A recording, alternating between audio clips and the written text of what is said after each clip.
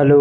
তো আজকে আবার একটা নতুন অঙ্ক নিয়ে চলে এসেছি। আজকের অঙ্কটা কী বলেছে? আজকের অঙ্কটা বলেছে যে ধরো একটা ইউনিভার্সাল সেটের মধ্যে নাম্বার অফ ইউনিভার্সাল সেট মানে সার্বিক সেটের নাম্বার অফ ইউ মানে কি, সার্বিক সেটের এলিমেন্ট সংখ্যা হচ্ছে 50টা, আর number of A equal to 28, তার মানে এ সেটের এলিমেন্ট সংখ্যা হচ্ছে 28টা।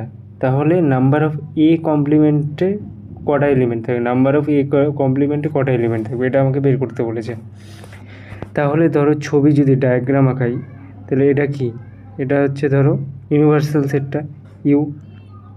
এই ইউনিভার্সাল সেটের মধ্যে কটা এলিমেন্ট আছে ওরা বলেছে 50টা। এ একটা সেট আছে, ধরো এই সেটটাকে আমি এ সেট বললাম। এই এ সেটের মধ্যে কটা এলিমেন্ট আছে? 28টা এলিমেন্ট আছে। আর ইউনিভার্সাল সেটের মধ্যে কটা এলিমেন্ট আছে? 50টা আছে।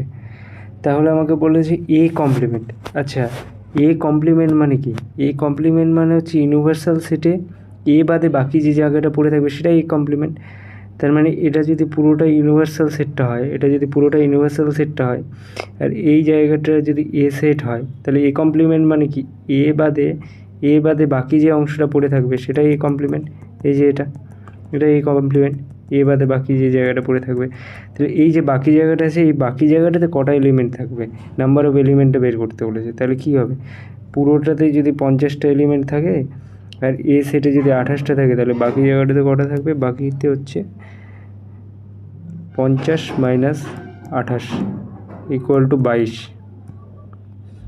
তার মানে number of A complement equal to 22টা সংখ্যা থাকবে।